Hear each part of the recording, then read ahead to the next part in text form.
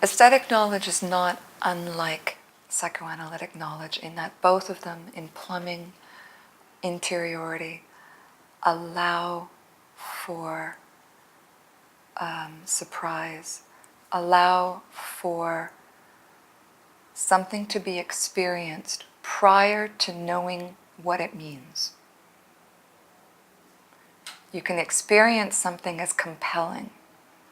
It can stick with you without having yet, and it can stir up feelings, it can engage you emotionally, it can bother you, it can churn up other stories that you bring without understanding why.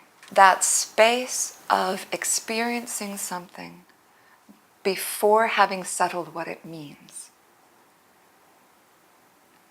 is a space that's interesting to many educators. How do we take the stories that we've received, take the world's views that we've received, take what we receive and change it or rupture it? How do we interrupt a meaning that makes sense and doesn't need to be questioned? And so that space of experience before the settling of meaning is a place where that kind of negotiation can happen.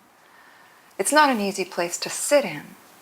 One of the really concrete ways that that happens is literally something as simple as groups of students talking about the story passionately and trying to work out what happened to them as they were reading it. And in the process, what it means to them. What's happening while they're doing that? I ask us to approach stories, first of all, as radically democratic, as a collective process of imagining, of a form of making meaning that does not settle on a single meaning. One of the first things that I ask my students who are coming into a university setting, after years of having gotten good grades by regurgitating the correct meaning of the story back, the first thing that I ask them to do is to love the story as story and to pay attention to when they enter the story, when the world of the story becomes compelling, when the characters become compelling. Because it's when they love the story, it's when they enter into the story, what Louise Rosenblatt calls an aesthetic reading, which is the moment when you get swept away into the story and it's compelling to you.